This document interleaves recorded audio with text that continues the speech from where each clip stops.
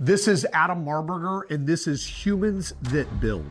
Real conversations with real people, not just about what they've built in the world, but what had to be built inside them first. No hype, no shortcuts, just humans doing the work.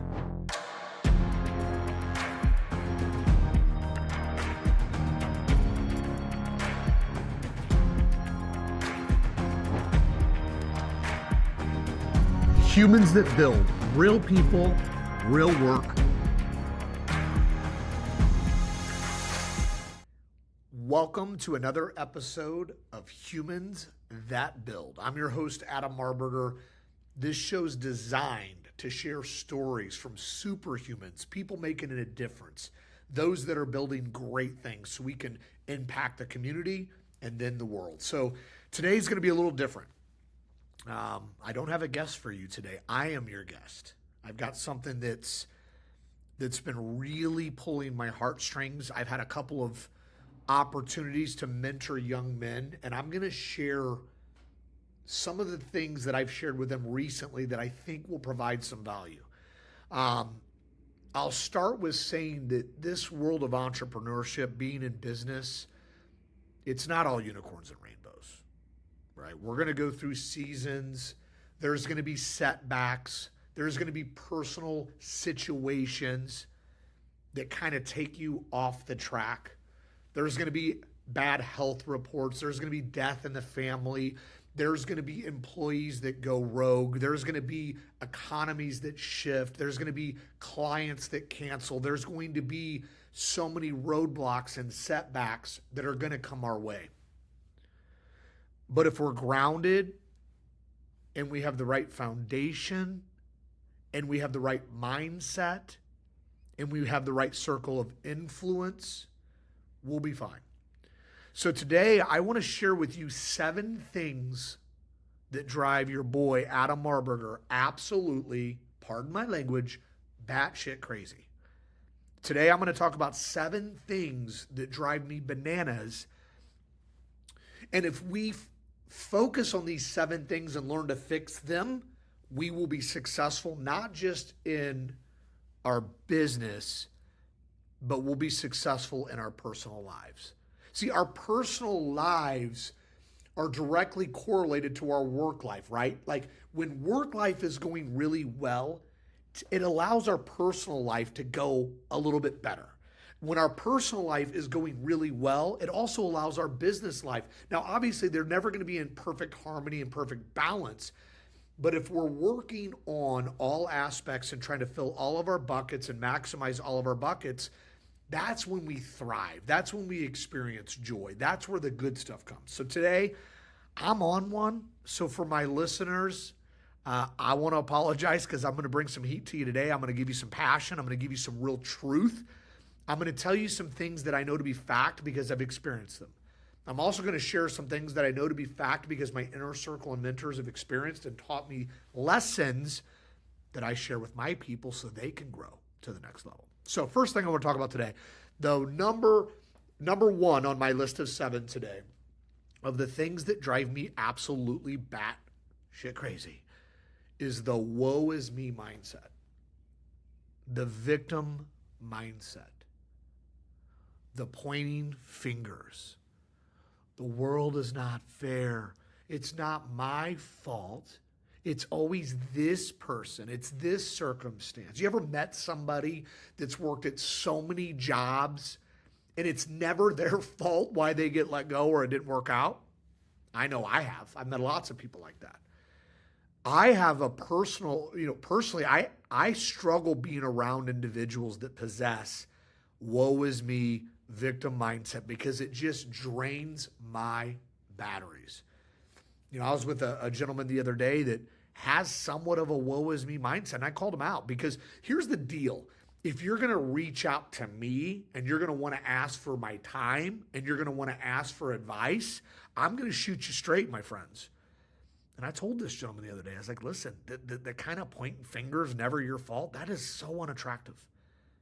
And until you work on that and until you fix that, you're never going to have fulfillment in life. So number 1, if you're somebody right now that is kind of down in your daubers and you find yourself pointing fingers, become self-aware and identify that that's you, and then work with an accountability partner and just say, hey, listen, I realize I've been a negative Nelly. I realize that I've been in this habit of pointing fingers, not taking responsibility, woe is me, victim mindset. So I'm asking you as an accountability partner, when you see me doing it, call me out.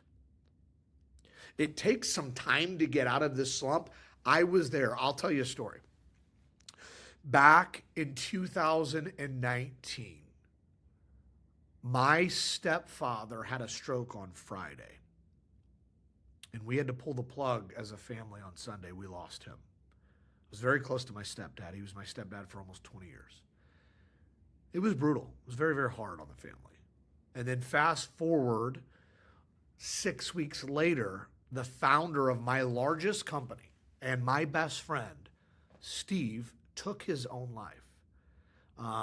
That was the first time someone that close to me had done something like that. And it affected me. Still to this day, it's affected me. Now I deal with it differently, but it really, really was a challenging time in my life. And that's April 1st, 2019. So February, stepdad dies. April, Steve dies. And then fast forward to the next month.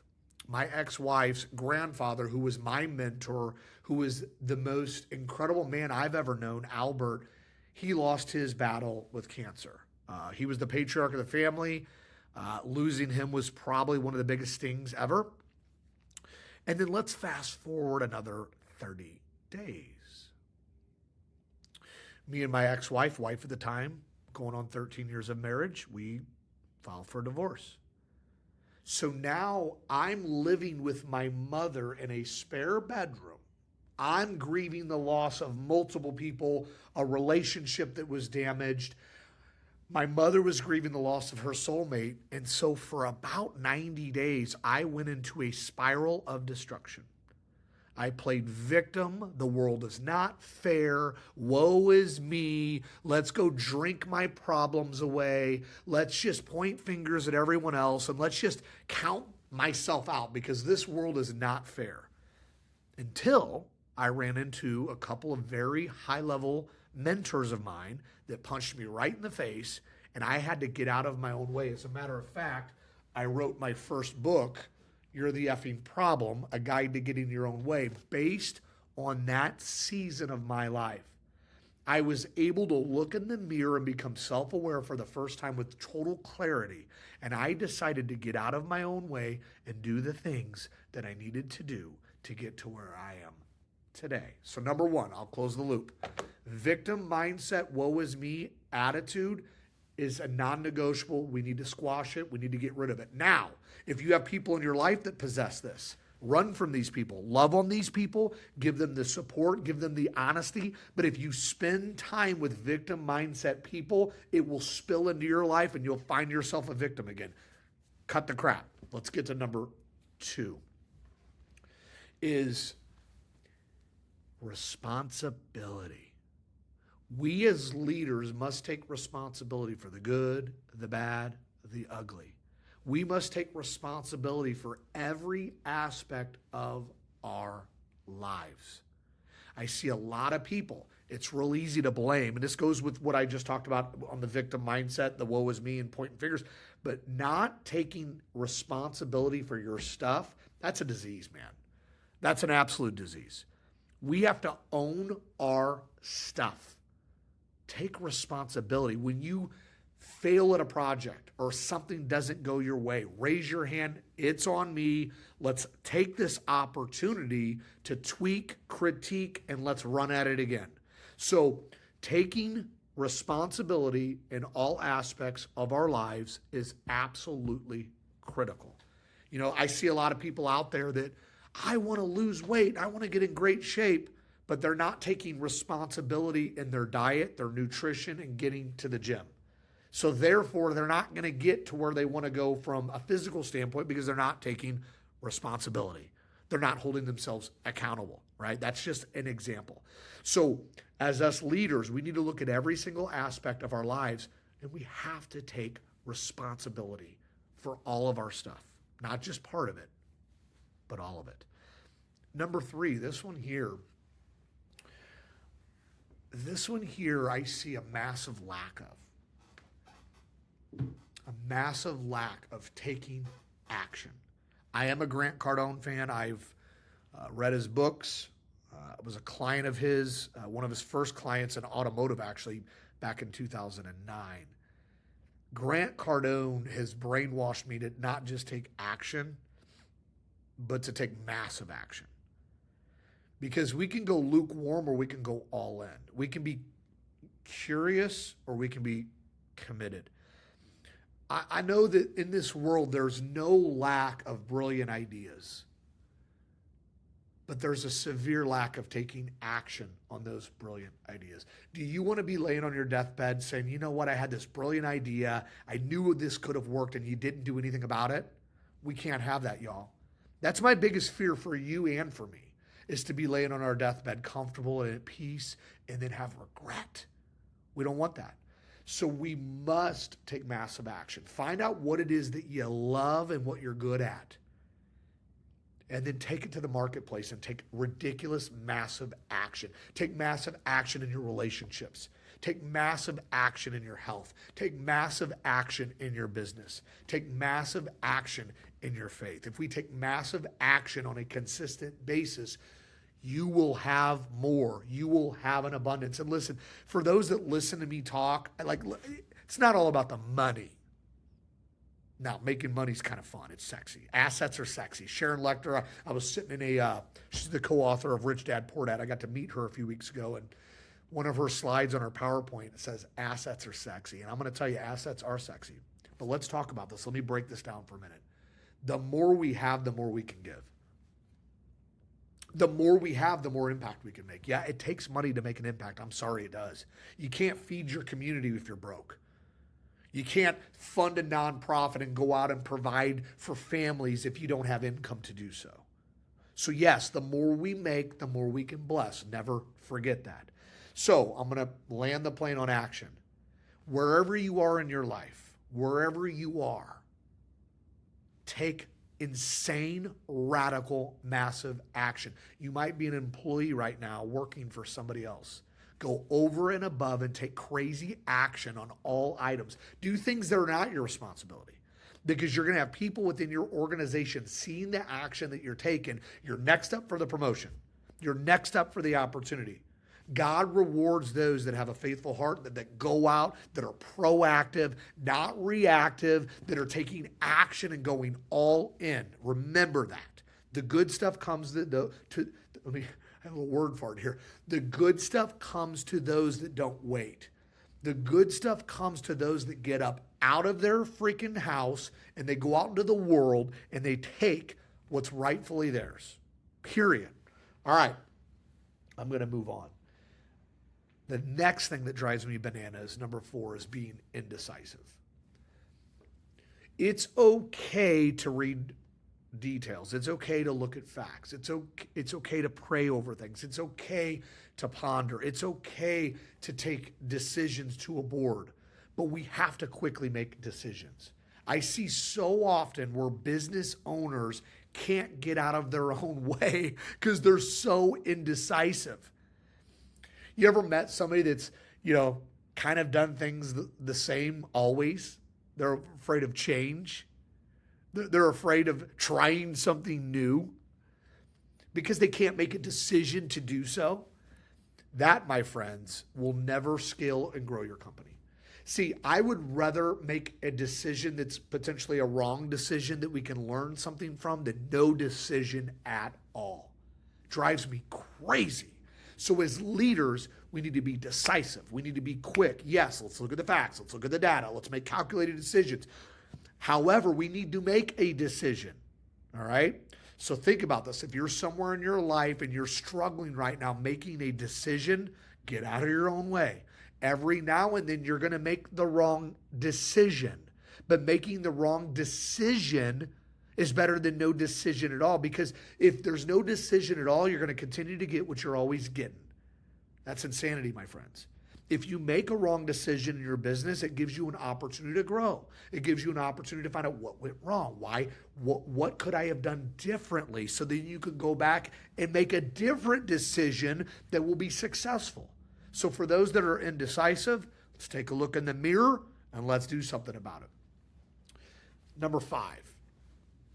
This one here might strike a chord with somebody. This may resonate with somebody, is comparing your walk in business and your walk in life with somebody else. We are human beings. We are flawed human beings. We all were hardwired by our Creator with special gifts and talents. We were here on purpose, with a purpose, with special gifts and special talents. It's our job to be able to identify what these gifts and talents are so we can go out into the world and we can help other people. See, in business, we provide solutions to problems, and that's how we're rewarded financially. Think about it. I don't care what business you're in. You have a solution to a problem. We solve problems, and we create profit by solving problems. But when we start to compare ourselves to everyone else, we get caught up in the, man, I wish I had that. I wish I was doing that. I wish I had that person's life. Garbage, and it's crap. I challenge you. I know a lot of people struggle with this because social media is designed to make you distracted and looking at everybody else's life. Some of the people that you see online that you think have it all together, they don't. Some of the people that you see online with the nice cars and the houses, those are rented. Some of the wealthiest people that you may think are the wealthiest people are the brokest. Wealth whispers, by the way. It doesn't show off.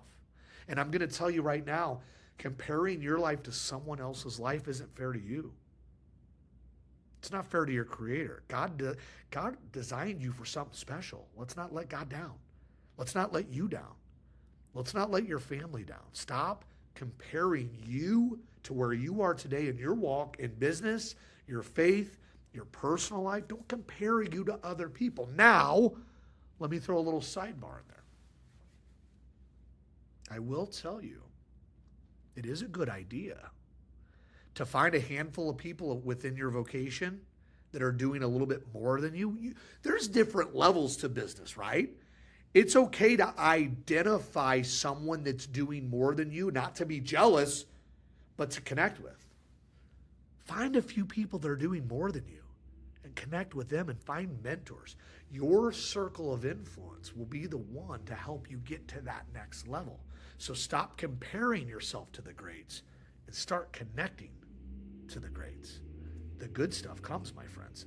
That's what changed my life in 2019. I found an incredible tribe of mentors. And those mentors punched me in the gut, made me look in the mirror, made me assess, made me pivot, made me change a whole lot of things in my life. And now my job is to reciprocate that. Because I don't want my mentors' time in vain. It's my job is to help the younger generation evolve as leaders, as business people, as contributors to the community. Period. That's what I'm here to do. Humans That Build is about bringing people that are exceptional from all walks of life onto this show to share their experience, their hardships, their setbacks, their wins to help the younger generation make an impact. That's what we're here to do, my friends. So, number 5, again, stop comparing your life to everyone else's. You have your own. You're special. You are special. You may not believe it. I'm telling you, you are. You are special. You're a gift. So I challenge you to slow down a little bit, do some assessments of yourself, identify what you're great at, identify what you love, go out into the world and help as many people as you can. Stop comparing. It's okay to compete a little, but stop comparing. Find some mentors doing more than you. Connect. That's what you should do. Number 6, this one is a chapter in my book, is all about forgiveness. And I want to talk about forgiveness for a minute. Forgiveness is biblical. How do you accept our Lord and Savior to forgive us if we can't forgive others? So yeah, it's biblical, but it goes much deeper. There is some selfishness that comes from forgiveness. When you learn to forgive other people for doing you wrong, it makes your heart feel good. It gives you a sense of peace. So that's the selfishness, but it's also the right thing to do. I have a lot of people. I've got in every one of my businesses, I have a point guard. I have a GM, or I have a partner, or I have a lead. They are my buffer. Every business has one of these individuals.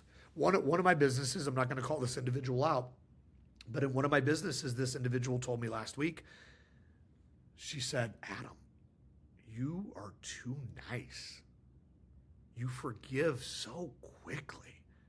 Like, I just think you're too nice. You just forgive too quick. And I just said, what's the alternative? To not forgive? To have anger in my heart? To have hostility surrounding me? Like, that's the other option. I'll tell you a story. I invested in a software company. This is where I learned forgiveness, 2017. I was in a situation where, those that know my story know my story. I was a self-made millionaire at 31 years old. But I also lost it all at 38. And getting it back was harder and it was funner, but I did well for myself. I made very strong financial investments my whole life. I was good at saving money, but I also lost it all. And that's a whole nother podcast. We could go through that later. But what happened was this, and one of my lowest moments where I didn't have the resources that I once had, I got pitched an opportunity in a software company. And I bought in as a minority partner. I funded the project. I had relationships with lending institutions due to my real estate company. So I was able to get an unsecured line of credit, no collateral attached to this line of credit, and then I put some cash in the bank. The individual that was the majority owner that pitched me on the deal, he just went rogue. He went crazy.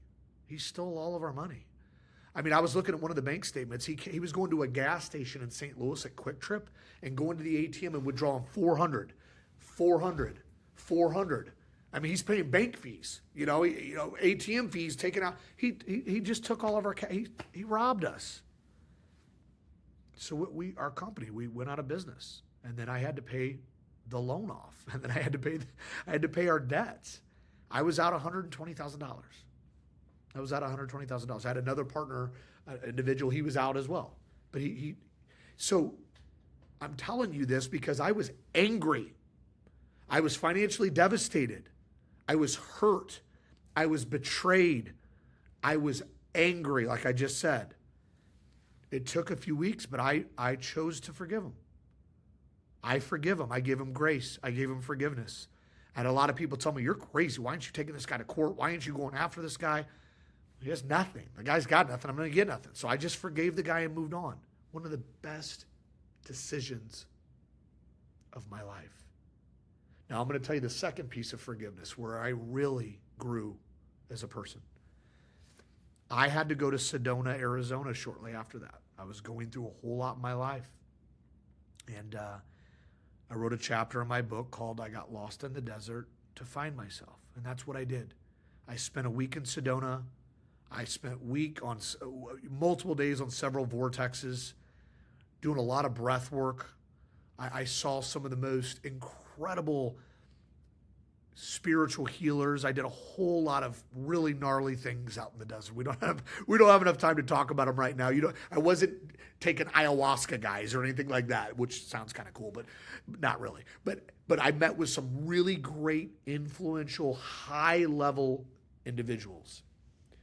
And when I left, I was struggling with forgiving myself. See, it's one thing to learn how to forgive someone else for just screwing you over. And it's hard to do, believe it or not, at first. It's easy for me now, but it's hard at first. But you know what's even harder than forgiving others is forgiving yourself. See, just like all of us, I've got a story and I've got a past. And I've got a lot of that past that I am just not proud of. I've got a lot in my past that my kids wouldn't be proud of. I look at the old me and I'm not proud of some of the old me. And it took a long time for me to just say, Adam, what got me here is not getting me there. In my past mistakes, my past failures, my past success, my past everything is a vehicle that got me here today, but that it doesn't have any bearing on where I'm supposed to go. So let's just leave the past in the past, Adam. Forgive yourself for all of the things you did wrong. And I did that. And I'll tell you, when I went on my woe is me sabbatical in 2019, it was a morning, August. It was a morning in August. I was brushing my teeth. I looked in the mirror. I was sick and tired of being sick and tired. I was sick and tired. Sick and tired of victim. I'm sick and tired of running with the wrong crowd. I'm sick and tired of pointing fingers. I'm sick and tired of not taking any freaking responsibility for my actions, my previous actions, my current actions. I got on my knees. I begged God to forgive me. And then I looked in the mirror and I forgave myself. When I learned how to let go of the past and give true forgiveness to myself for all of the things, I was able to heal. I was able to grow. I was able to build massive companies. I was able to make impact in my community, higher levels than I ever before. And so I challenge you to take my story, listen to it, identify with you and your story, because your story is special, and make decisions where you need to forgive others, where you need to forgive yourself. And then I promise you, the good stuff will show up at your front door. I promise you. Maybe not tomorrow, but next week. Trust me on this one. The last thing I want to talk about today, number 7, is the thing that drives me crazy is when I see talented people not taking action or not taking chances to follow your pursuit of your own dream. You know, some of us are meant to be employees and some of us were meant to be employers. Some of us were meant to be mechanics. Some of us were meant to be roofers, and some of us were meant to be doctors, and some of us were meant to be business owners. We all have our own path and our own walk. But the thing that terrifies me more than anything is sitting on my deathbed with my friends and family around and having an element of regret of a conversation I should have had with somebody, about a decision that I should have made, about an idea that I didn't see it through. That scares me. It doesn't scare me. It terrifies me. That's why I am, a lot of people are like, gosh darn, Marburger, why all these projects? Why are you doing this? Because I don't want to leave any stone unturned. I want to leave it all on the field. I want to leave it all here. When I'm gone, I want my legacy to be like, Adam left it all on the field. I didn't wait till my deathbed. They say, my dear friend who's been on Humans to Build, my dear friend, Glenn Lundy, he talks, when he speaks, he's a heck of a speaker.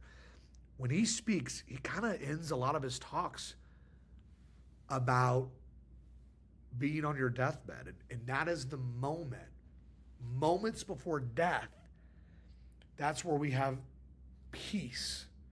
That's where we have total peace.